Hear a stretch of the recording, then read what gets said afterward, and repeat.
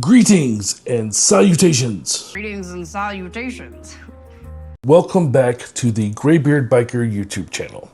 Today we have a part 2 to the popular episode that we did on the top 10 defensive driving tips for motorcycles. If you haven't seen the previous video, I'll link it again at the end of this one. But today we're diving deeper with 10 more tips to keep you safe on the road. Things that you won't hear about at your MSF course.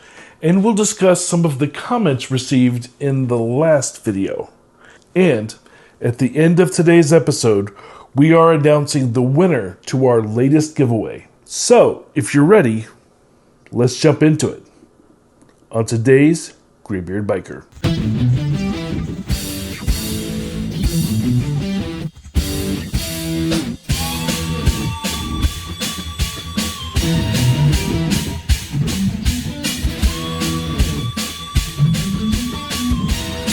Number 1, avoid the painted lines on the roadway.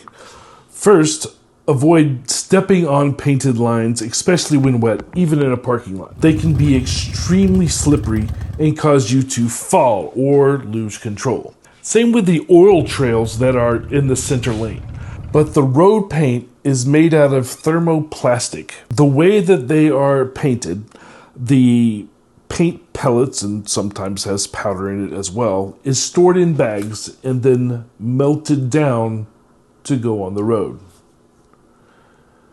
Now, it's also rumored that this will slip underneath tires while you're riding. I haven't experienced that, but that doesn't mean it doesn't happen. I have, however, been stopped at a stoplight, put my foot down on the stop line, and had it slip out from under me, so be careful. Try to avoid both painted lines and oil trails whenever possible, especially when wet, whether you're on a road or in a parking lot. Number 2, ride where you have the most room to react. Now, some people have asked me where to ride within their lane, what lane positioning they should use. And the problem is that it can vary. Now, I've been over lane positioning when you're riding in a group. That's part of this episode. Again, if you haven't seen it, I highly recommend it. Lots to know in that episode. But as I mentioned in that one, for a motorcycle, your lane is broken down into 3 tracks. Track 1 is on the left side of your lane where the car tires would go, right? Track 2 is in the center, and track 3 is on the right side of your lane where the car tires would go. Now, when you are riding as an individual that is not in a group, some people will say to hug the inside line, track 1. Some people will say to hug the outside line, track 3. And others will tell you it's safest to stay dead center in track 2. My position is that none of those are an absolute. On the whole, you need to position yourself in the lane where you have the most roadway to react. Think about the possibilities for surprises on the road as you ride, and they change. There's the possibility of a deer jumping onto the road or a car swerving into your lane. I determine where I ride based on those possibilities and however many lanes the road has. And I ride so that I have the most room to react to anything that might happen. Leaving that room gives you more time to react if something does happen. So you have to think, where are your danger zones in your present situation while you're riding? If you are riding on a county road and there are woods around you and you know or fear that a deer could jump out, being as far left as possible in your lane is going to be the best position, because then you have more reaction time between seeing the deer and avoiding it. If you are on a 6-lane road and you are in the middle lane and there's a car on both sides, the center track of that middle lane, going whichever direction as you're going, is going to be best. Even if it's just a 2-lane blacktop, track 2 could have debris or oil in it, in which case you would determine if it's a possible danger and then choose track 1 or 3. I will tell you this though, don't ride directly dead center behind a car that's close to you. moving to either track 1 or track 3, either side, is going to give you a better escape route and a better view. Another warning, take care to not ride in a vehicle's blind spot. If possible, I try to ride wherever there are as few cars around me as possible, which often means in the far right lane or the far left lane, so that you only have to worry about cars on one side or the other. It also gives you an obvious escape route. Now, this could be its own episode, going through all the different options and possible situations. But the general rule of thumb to remember, ride where you have the most reaction time depending on what's going on around you and the road that you're riding on. Ride where it's going to be most safe for you. Ask yourself, where am I able to see best? Where am I able to best avoid obstacles and dangers that might occur? And where can I ride to be seen by others? 3 things to keep in mind. Now, I probably will do a more in-depth episode on this. Let me know in the comments if this is something you guys would be interested in seeing, and we'll make that happen. Another situation, very specific, but it tells you how to think. If you are going down the road and there's this intersection that you see, and there's a car coming onto the road on the intersection, and you're in track 1 behind a car, the view of you is being blocked by the car in front of you to that car that's coming into the intersection, which means track 1 is not going to be the safest option for you because that other car can't see you. And if it can't see you, it may try to pull out quickly after that car passes and you're there. So rather than riding in track 1, you should probably ride in track 3 where you can be seen. Number 3, watch your mirrors. Even at a full stop, be aware of what's happening behind you. Be aware of what's happening all around you, but particularly behind you. A quick glance in your mirrors can mean the difference between a safe stop and being rear-ended. Move the handlebars when you're at a stop so that the mirrors can give you even more view and more awareness. Now, cars can't do this, but you can.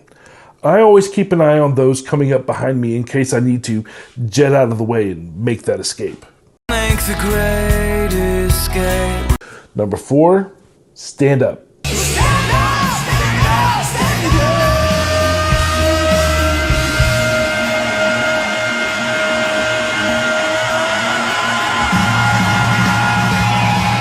When you see a bump, pothole, or any kind of uneven surface coming up on the road, stand up slightly on your pegs or floorboards.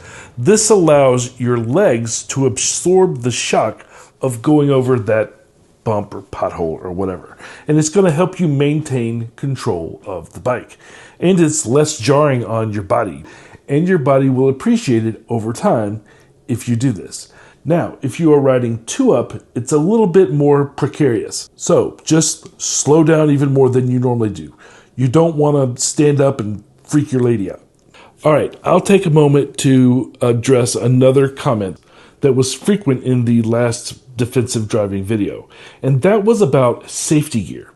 Whether that was an actual suggestion or a snide remark because they didn't like what I was wearing remains to be seen. But again, I don't consider safety gear a tip, and I'll explain why in this video right here. Number 5, gravel is the devil. Riding on gravel can be precarious as well. A tip would be maintain a steady speed and make smooth and small turns. Choose your lane wisely by riding on the smoothest, hardest packed part of the road. Usually that's going to be along the tire tracks of other vehicles. But on a dirt road, it can be the center where there were no tire tracks. Avoid deep gravel or loose patches as much as possible. And also avoid sharp turns on gravel. Gentle turns are going to be safer and help prevent the bike from sliding out from under you. Now, if you come from the motocross world or had a dirt bike growing up like many of us did, Remember that you are on a street bike now, and gone are your knobby tires. Tip number 6, don't fixate on objects. If you see an obstacle in your path, don't focus on it. That's called target fixation. If you stare at an object, you're likely to hit it. So instead, focus on where you want to go. Your bike is going to follow your eyes. So make sure that they're guiding you to safety. You've heard this regarding cross-country snow skiing. Best example that everybody always gives. When you're going around and through trees, don't look at the trees. You look at the space between the trees. And that helps you to avoid the tree. Look where you want to go around the obstacle to steer your bike to safety. That brings up the ability to look at negative space. So I found a video that we can use to kind of help illustrate this. See here, we are point of view, POV, going down the slope. No problem, plenty of wide open slope. Then he sees this guy here. Oh my God, don't hit him. Look at him. Get out of my way. Hey, you. Smash. Should have looked around him. Here's an example I found with motorcycles. First guy here goes down for 2 reasons. Likely he's going too fast for his skill level. And 2, he's looking at the side of the road, not wanting to go off the road. So he goes off the road. And the guy behind him, oh my God, Johnny is down. Poor bastard. Oh, crap. He was looking at Johnny and hit him. Look around the obstacle, not at the obstacle. Number 7, maintain a safe following distance. Now, this may seem like a no-brainer, but keeping a safe distance from the vehicle in front of you is going to be key, and more to think about than you might consider at first. This is similar to what I said in the lane positioning tip. We have to leave enough room, enough time, enough space away from the other dangers so that you can react if something erratic happens. Give yourself enough time and room to react if they slam on the brakes. This allows ample time for stopping or maneuvering in case of sudden changes. In most cases, it's going to be a car, motorcycle, tractor trailer, or truck, some vehicle in front of you. Some things to keep in mind here. Number 1, anticipate the possibility of danger. Not did they pull out in front of you, but could they pull out in front of you? If you see it, recognize that it's a danger, begin slowing down while your brain thinks about how dangerous the given situation might be. You should prepare to react in case you have to react. Number 2, you can follow the general rule of thumb when it comes to following in group riding with other motorcycles. Again, you can watch my group riding video, but you'll find the general rule to be useful whether you're in a group or not.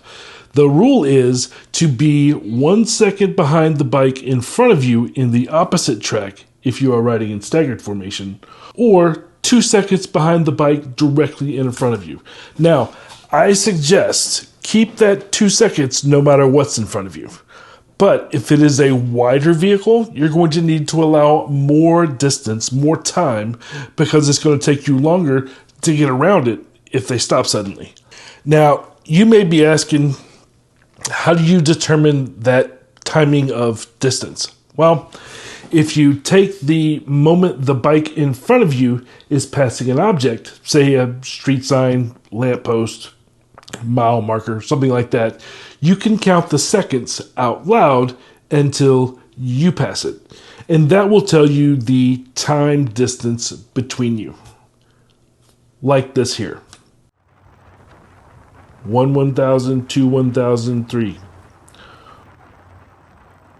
1 1,000, 2 1,000, 3. Another thing that I'll say here, it's not just the car itself that you have to be worried about, but also anything that car may ride over. If they see an obstacle, they can straddle it. And you won't see it until it pops up from underneath the car in front of you and comes flying towards you.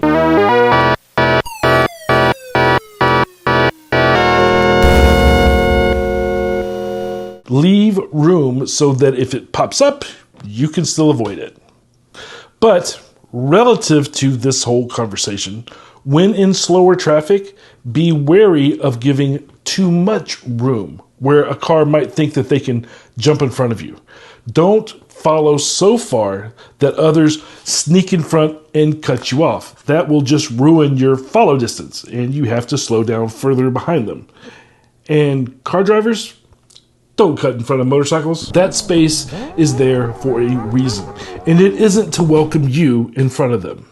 Proactively, this would be a good time to invoke one of the tips from the last defensive driving video and speed up to close the gap. Vary your speed. You can always slow back down once they've recognized that they don't have enough room to jump in front of you. But be careful. Don't do anything you aren't skilled enough or confident enough to execute. Same thing with lane positioning. You don't want them to think that they can merge up right beside you either. So move in the lane to let them know this is not a space for you to go. Number 8, stay calm and avoid road rage. Calm down, get a hold of yourself. Please let me handle this. Calm down, now get back to your seat. I'll take care of this. Calm down, get a hold of yourself. Doctor, you're on the phone. Everything's going to be all right. Okay, when some idiot does cut you off, because they will whether you left too much room or not, it's going to happen at some point, remember to stay calm. Nothing good comes from road rage. Getting heated over someone cutting you off is only going to increase the risk of making rash decisions. Stay cool. Stay focused. Goose fraba. Goose fraba. Goose blah blah. If what they're doing causes an accident and damage, sue them. Claim it on their insurance. That is what's going to teach them a lesson, not you racing by them pissed off and dumping your bike in front of them. Getting mad is dangerous. They can be wrong. They can be stupid. But you need to keep a level head, at least until you're off the road. Number 9, look ahead as far as you can. If you remember us talking about follow distance, this would be view distance. You need to look 12 seconds ahead of you and then scan the road back and forth. When you scan that 12 seconds, that further distance, you're going to have more time to react and you can plan your moves better, especially when it comes to unexpected turns or stops or someone jumping out in front of you. One of the reasons I hate being behind vans or tractor trailers or raised trucks is because I can't see through them or over the top of them. Dude, you make a better door than a window. So I'll move to the side to look in front of them from beside them, or I'll just go around them all together so that I can see. Number 10, you need to park shiny side out. When you park your bike, you should park in that space backwards. Shiny side out, meaning your front wheel is pointing out. And unless you're on a curb, don't go all the way back into this parking spot. The goal is for a car to be able to see you before they try to swing into the spot, whip in there too fast, and hit your bike. Shiny, sparkly, reflects the sun, catches people's attention. Ooh, shiny. May make it where they don't hit you. All right, that's 10. I've got more coming, but I wanted to restrict myself to only 10 more in this video. So now you have 20. I'll have more coming out in a future video. If you have any defensive driving tips that haven't been mentioned in this video or the previous one, and again, that link will be at the end of this one, then please let me know in the comments. And that way I can be sure to include it in a future episode here. But there you have it. 10 more tips to keep you riding safely out there. Remember, defensive riding is all about awareness, control, and staying calm. Please, if you enjoyed this video, don't forget to like and subscribe for more videos here on the Graybeard Biker YouTube channel. If you'd like to support us, you can do the super thanks thing below the video here, or you can click join also below the video here, or you can go to our Patreon. That link will be in the description. Those things definitely help us to continue bringing you content. You can also always buy a shirt or a sweatshirt from us in the store here on YouTube or at graybeardbiker.com. And we have a female clothing line at biker-barbie.com. And as always, we appreciate you supporting the channel. Alrighty then. Now, the drawing for the coin, the giveaway. Alrighty, it's time for the giveaway where we're giving away the coin from the Harley Davidson homecoming event that we did a while back. And it's the coin from the Juneau Avenue tour that we got. So, we're going to draw the winner here. Got all the names in a box. Shake it. Are you going to tell anybody who I am? Who am I? Everybody knows who you are. Everybody, do you guys know who I am? This is my wife, also known as Biker Barbie, also known as Tink. It's early in the morning. I'm under-caffeinated. Okay, do you want me to pick one? Pick one. Pick well. And Do you want me to read it or you want to read it? it is Lisa Turner 7382. That's her! You go, girl. You Don't. are the winner. Championship. Hopefully that can even be seen. It doesn't white it out.